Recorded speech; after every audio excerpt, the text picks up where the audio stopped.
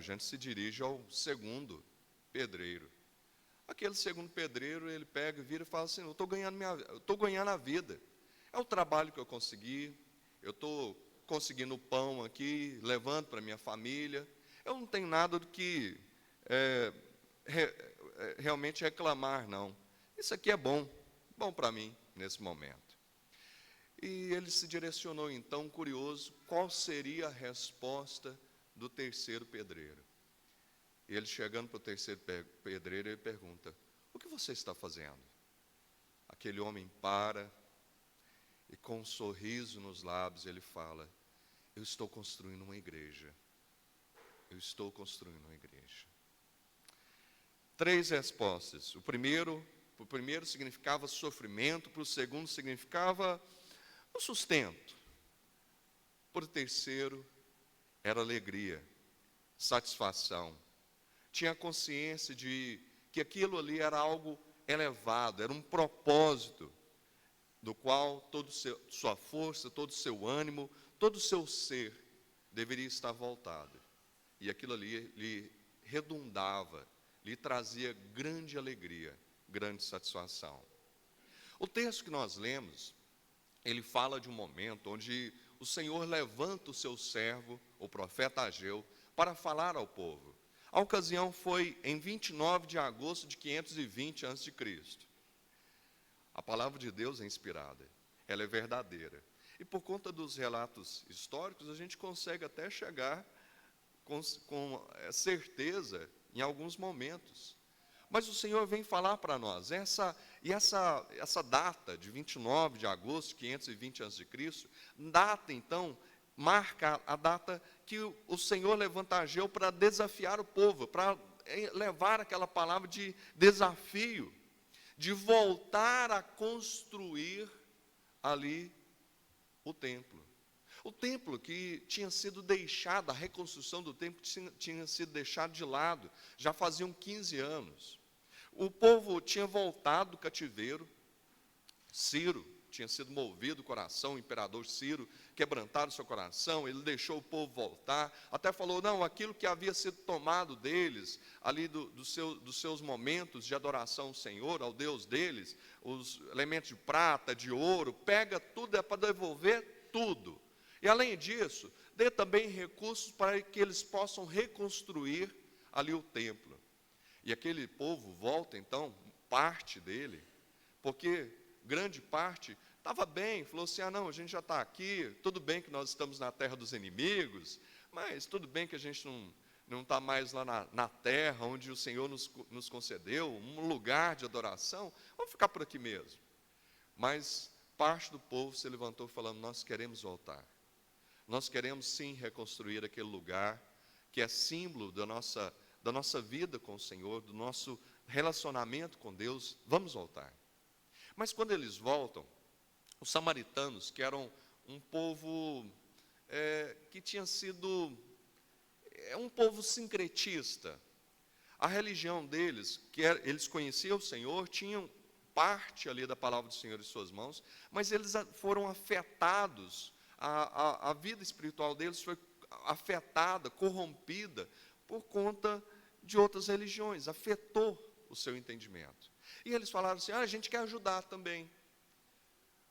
Mas aqueles que voltaram do cativeiro falaram: não, nós não queremos relacionamento com vocês, porque vocês estão distantes da vida reta, segundo o que a palavra diz. Vocês estão distantes. E por conta disso, os samaritanos ficaram com muita raiva e começaram a inventar muitas histórias e criaram a situação, a tanto que o monarca da época falou assim: não, vocês agora estão proibidos de reconstruir o templo. E assim ficou durante 15 anos. Mas depois daqueles 15 anos, levantou outro monarca, o rei Dario, e o rei Dario fala: olha, vocês têm liberdade para reconstruir o templo, agora está tudo bem, vocês podem sim. Mas eles falaram assim: não chegou o tempo ainda não, vamos continuar do jeito que está tudo muito bom, está tudo muito bem, para que mudar? Nesse contexto, Deus levanta então o profeta Ageu, para desafiar a liderança, para desafiar o povo, a voltar, sim, a colocar as mãos ali, não no arado, né, mas na obra, na colher de pedreiro, carregando pedra, quebrando pedra, sim, para reconstruir aquele templo. O que aquele povo necessitava e que ainda nós necessitamos compreender nos nossos dias? Uma primeira coisa, nós temos que enxergar o templo do Senhor. Eles queriam deixar a obra para depois, diz o verso 2. Os judeus diziam uns para os outros, ainda não é tempo de retomar a obra do Senhor. Afinal, eles tinham tido dificuldades, tinham tido problemas. E quando liberou, quando podia então retomar, ele falou assim, não, ainda não chegou o tempo.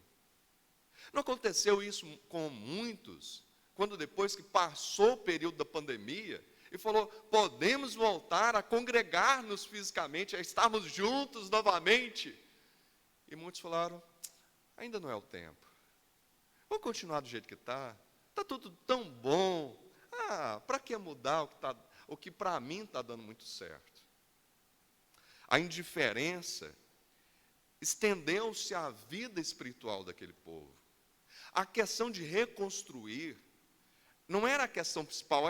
Deus não estava interessado com paredes, mas aquele templo era símbolo do relacionamento, símbolo do que aquele povo dava de importância a Deus. Falar assim, não, vamos reconstruir o lugar que é um lugar de sacrifício, de gratidão, de buscar o Senhor, de buscar o perdão para os nossos pecados, para buscar relacionamento com Deus. Mas aquele povo pega e fala, vamos deixar do jeito que está. A indiferença estendeu-se, sim, à vida espiritual. Uma questão de diferença, uma reconstrução, uma diferença física. Nós não temos uma reconstrução, nós não estamos precisando de fazer uma reforma aqui, mas talvez estejamos precisando de uma reforma espiritual, de uma reforma na nossa vida, em nossos corações. Aquilo mostrava a falta de saúde espiritual daquele povo. Eles não tinham interesse nenhum com as coisas de Deus. Você tem tido interesse para com a sua vida com Deus? Ou não tem sobrado tempo? Ainda não chegou o tempo, quer saber, eu estou muito ocupado, eu tenho que cuidar aqui dos meus filhos, eu tenho que cuidar do meu trabalho, eu tenho que cuidar da minha esposa, eu tenho que cuidar disso. Não, agora eu tenho que cuidar dos meus netos. Não, eu tenho que cuidar disso, eu tenho que correr atrás disso. Não, eu tenho que construir aqui, eu tenho que trabalhar mais um pouquinho, eu tenho que construir minha casa. Não, eu tenho mais um estudo, eu tenho meu mestrado, tenho meus pós-doutorado. Não, eu estou ocupado agora, Deus. O senhor não vê o tanto que eu estou preocupado, ocupado aqui, eu estou cheio de coisas, de atividades, eu tenho que correr atrás da minha vida. Sim.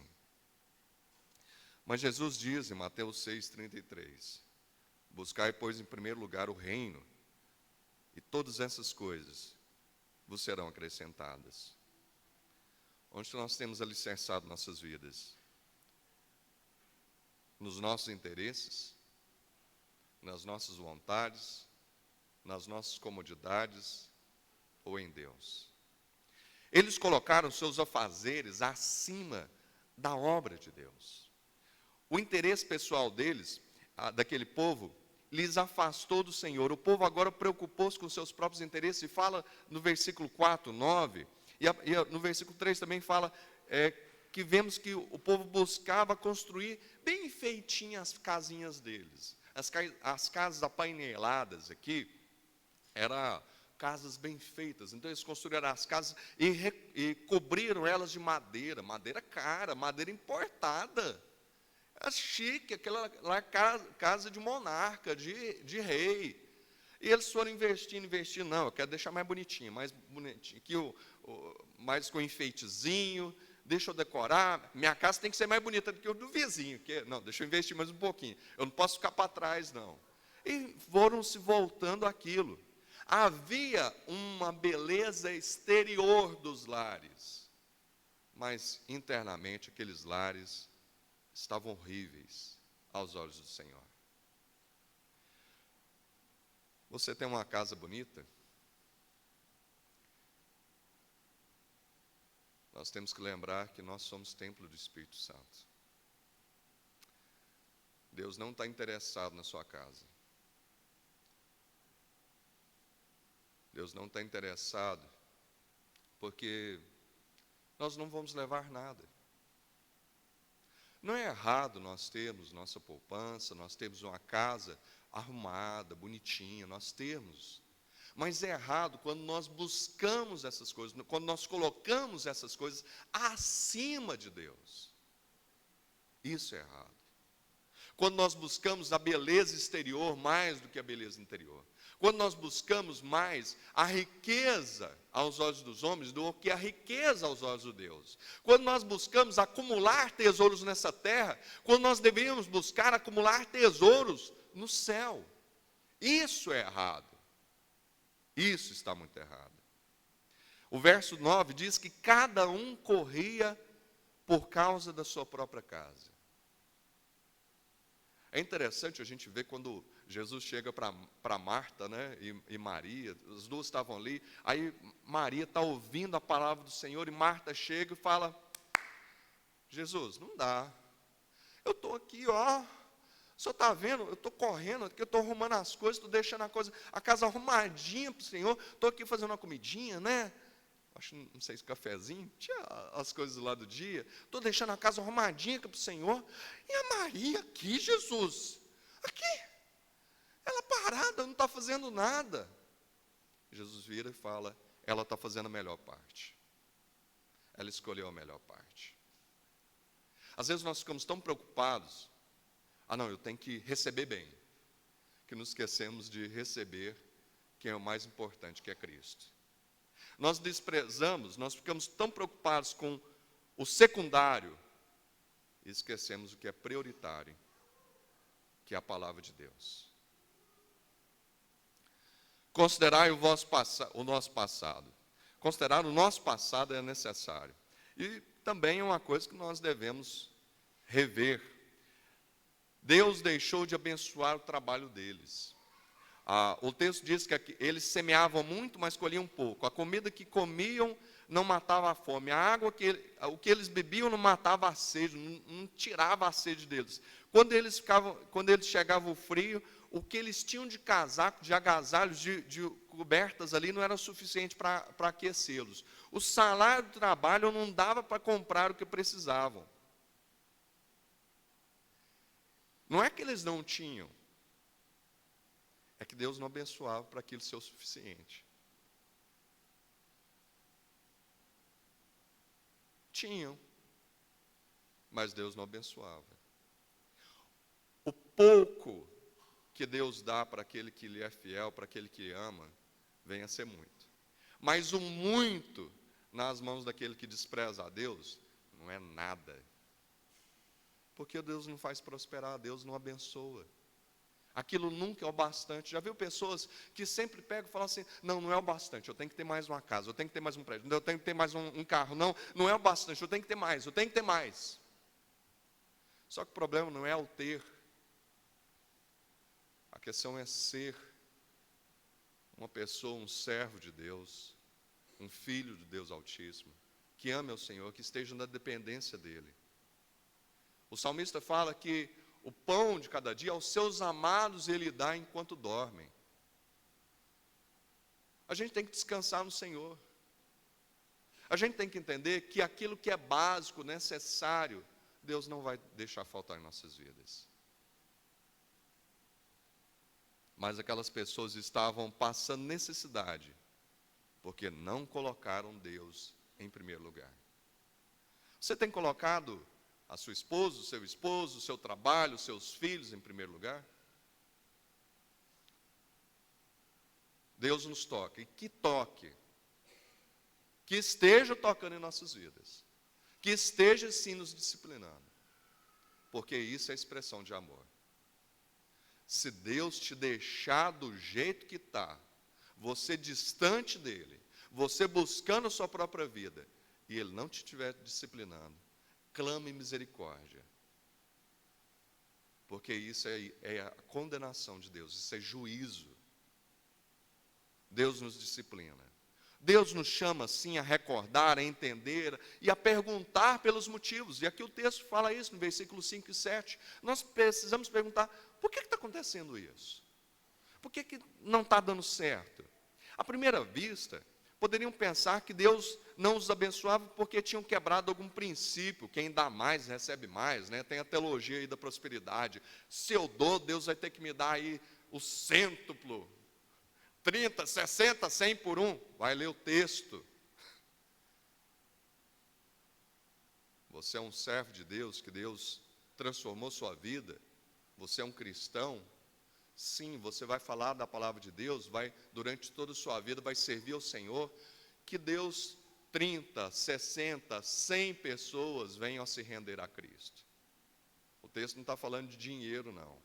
E muitos aí têm falado de dinheiro, não, está interessado, e muitos da teologia da prosperidade só pensam em Deus, a bênção de Deus, como questões físicas. Então eu tenho que dar, eu tenho que ir na igreja, eu tenho que dar meu dízimo, entregar lá o dízimo. Não é nem devolver, não é nem adorar o Senhor com meus dízimos e ofertas. Eu vou dar lá porque aí Deus é a nossa negociata. Porque aí Deus é obrigado a me abençoar. Não, não é assim. O povo, não é que o povo não tinha. O povo tinha dinheiro. E tinha bastante dinheiro ali, bastante recurso, porque estavam fazendo suas casas, não era um casebre não, era mansão, uma mansãozinha, casa chique. E ainda assim eles não estavam sendo abençoados. Eles tinham, mas aquilo não era o bastante. Eles abandonaram a Deus, abandonaram a obra do Senhor, por conta dos seus interesses pessoais. Ageu repreendeu e adverte ao conclamar o povo a considerar o passado e perguntar: por que está acontecendo essas coisas comigo? Por que está acontecendo isso comigo? Devemos refletir, pensar, avaliar sobre nossas próprias vidas, sobre a razão, sobre as dificuldades que nós passamos. É claro que nem todas as dificuldades são por conta de estarmos aí em pecado. Não é assim, meus irmãos. A questão de Jó, né, até os amigos de Jó falaram assim: não, Jó, você pecou, você pisou na bola com Deus, você fez alguma coisa que foi terrível. Mas Jó era um justo, um servo justo. Eles não sabiam por que estava acontecendo. Até Jó perdeu tudo e fala: nu eu vim para esse mundo, e nu eu vou sair daqui, o Senhor deu, o Senhor tomou, louvado, bendito seja o nome do Senhor. Não é toda vez que nós passamos por dificuldades que é a questão de disciplina, mas nesse caso aqui era. E em muitos momentos nós temos que avaliar, pensar, recordar, parar, meditar e falar assim: eu não estou legal com Deus.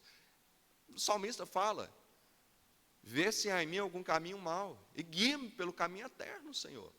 Nós temos clamado ao Senhor: Senhor, sonda, me mostra. Olha para a minha vida, Senhor, me mostra, quebranta o meu coração, me fala o que eu preciso ouvir. Devemos refletir, sim. Apocalipse 2 diz que a igreja de Éfeso fala: olha, vê onde você caiu, volta ao primeiro amor. Muitos de nós estamos vivendo uma vida no automático, robozinhos espirituais. Fazemos nossas práticas espirituais, vamos à igreja, fazemos isso, cantamos, fazemos a leitura, oramos, voltamos para casa. Pronto. Estou bem com Deus. Não. Deus não quer só a sua voz. Deus não quer valores. Deus quer sua vida. 100% dela. Nada inferior a isso. O problema não era a falta de prosperidade, mas a falta de compromisso. Aquele povo estava descompromissado com Deus. Aquele povo, então, deveria fazer uma avaliação realista do presente e decidir em favor da obra. Nós também devemos fazer uma avaliação realista e verificar. Vamos avaliar, vamos perceber, e então vamos retomar aquilo que deixamos, que desprezamos. E fala no versículo 10 e 11 isso. Após fazer uma avaliação realista do presente, decidir em favor da obra. O muito, que eles entenderam, o muito veio a ser pouco, o pouco Deus assoprou. Mateus 25, 29 diz que quando não somos bons fiéis, bons mordomos, até o que temos nos será tirado. Precisamos entender que tudo, seja no aspecto ministerial, seja no aspecto financeiro, tudo, nós devemos servir ao Senhor. 1 Crônicas 29, Davi, ele pega falando das bênçãos de Deus, pela honra que Deus deu. Ele queria até construir o templo. Deus falou assim, não, quem vai construir o templo vai ser seu filho. E ele fala assim, Senhor, mas eu então vou arrecadar os valores para construir o seu templo. E ele pega, vai arrecadando ali, e ele afirma no versículo 11, que tudo pertence a Deus. Riquezas vêm das mãos de Deus, tudo vem de Deus. Versículo 12, 14, 16, e no versículo 17, então ele conclui, bem sei, meu Deus, que tu provas os corações, e que da sinceridade te agradas. Eu também, na sinceridade do meu coração, dei voluntariamente todas essas coisas. Acabo de ver com alegria que o teu povo, que se acha aqui, te faz ofertas voluntariamente. Quando você entrega o seu dízimo, você devolve o seu dízimo ao Senhor, como é que você faz isso? É sofrido? Ai, Deus vai entender que esse mês não dá. Deus sabe que eu tenho passado. Sabe. Ou então, ai, nossa, esse negócio da dízimo, de entregar dízimo, nossa, para que isso? 10%. A gente não pode fazer uma negociata aí, não, às vezes dá um desconto. Se dizemos que tememos a Deus, mas não somos fiéis.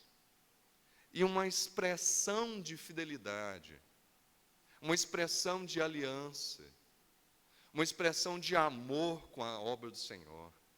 De nós devolvemos sim. Deus nos dá tudo. Ele pede uma parte, um pouco, para que seja então revestido na obra, no sustento, seja aplicado naquilo que é necessário para o bem-estar do povo do Senhor. E nós temos dificuldade de honrar ao Senhor, de dar o melhor que nós temos. Você tem buscado dar do melhor e com alegria?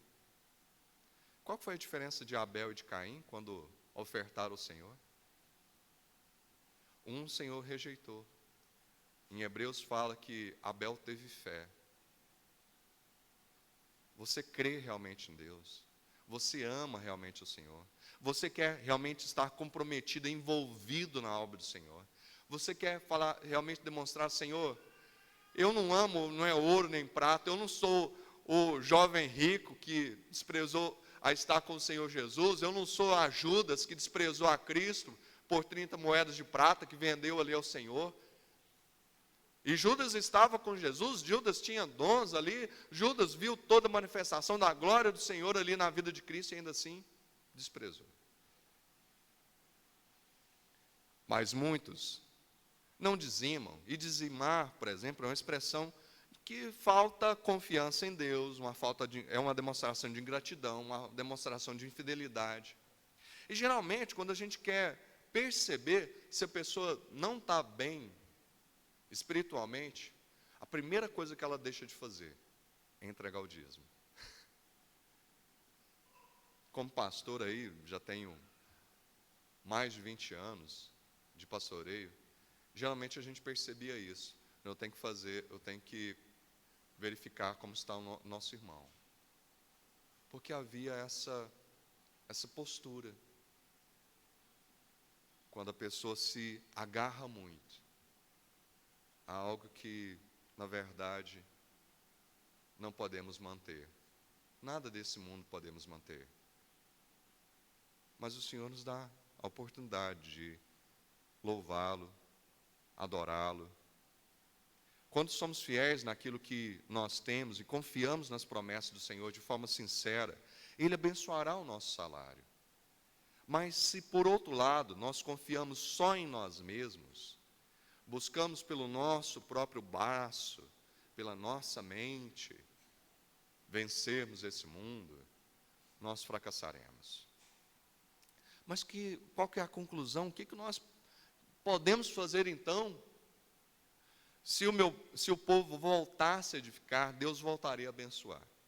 Ele diz no verso 8, dela me agradarei. A obra. Se eles se voltassem à obra, se voltassem a reconstruir, o Senhor se agradaria daquilo. Deus nos desafia ainda hoje a continuarmos, a empenharmos, a ter esse trabalho, a nossa vida de consagração perante o Senhor. Então haverá bênçãos sem medidas.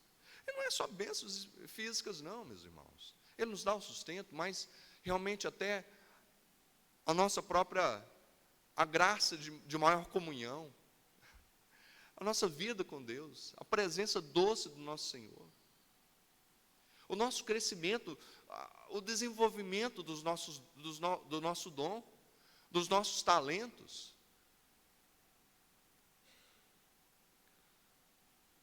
O que Deus queria não era meramente a construção, mas a consagração.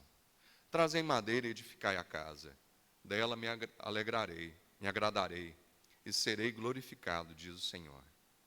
Os motivos do trabalho, por que nós fazemos o que fazemos?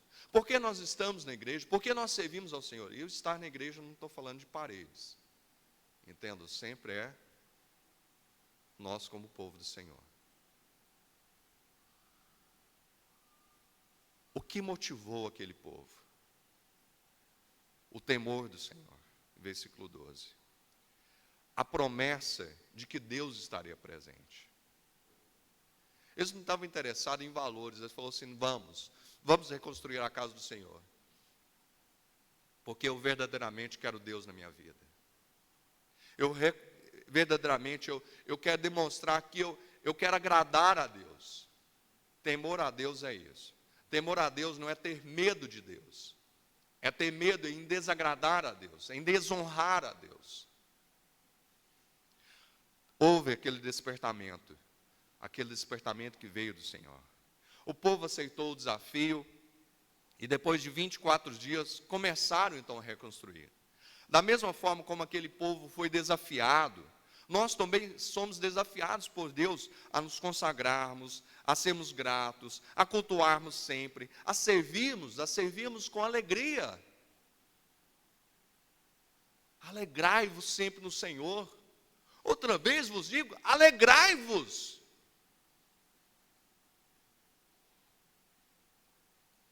Você tem tido brilho nos olhos quando alguém fala assim, vamos à casa do Senhor? Você fala assim, vamos.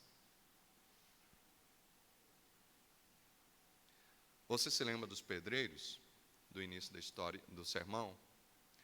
Para o primeiro, o significado do trabalho era dor, sofrimento. Para o segundo, era indiferente. Eu estou recebendo aqui o que é necessário para eu continuar minha vida.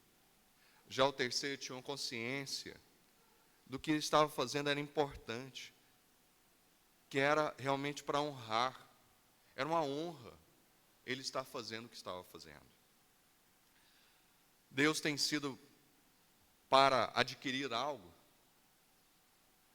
ou para servir a Deus em toda a sua glória. O servir a Deus tem sido o nosso propósito? Ou tem sido difícil, doloroso, custoso? Sirvamos a Deus e não a nós mesmos. Entreguemos todas as nossas necessidades em suas mãos e depositemos nossa esperança nele. Adoremos a Ele com o que somos e com o que temos. Busquemos a comunhão com Deus e com o seu povo. Isso são necessidades, não para hoje, como diz a expressão, é para ontem. Não é, depois eu vou pensar nisso. Não, é agora. E por isso, vamos abaixar as nossas frontes e orar mais uma vez. Senhor, vê se há em nós algum caminho mau. Se temos estado distantes do Senhor, mostra-nos, ó Senhor, o teu caminho, que é reto, que é perfeito, que é maravilhoso. Desperta-nos, ó Senhor, para fazer o que devemos, não por constrangimento, mas por alegria de servirmos, por consciência da honra que o Senhor nos concede. O Senhor nos elegeu, o Senhor nos escolheu, o Senhor nos separou, mas não nos separou para vivermos a nossa vida do jeito que queremos. O Senhor nos separou, nos comprou por precioso, enorme preço, que foi o sangue de Cristo Jesus, para servirmos todos os dias da nossa vida, para, dia após dia, nos alegrarmos no Senhor e estarmos em comunhão com o povo do Senhor. Ajuda-nos, ó Senhor, a afirmarmos nessas verdades, nesses valores, hoje e sempre, pois certamente servimos ao Senhor aqui e serviremos ao Senhor na glória. Estamos com o povo aqui e estaremos também na glória. A Ti, Senhor, seja toda honra, toda glória, todo louvor. Amém. Vamos louvar o Senhor com mais um cântico.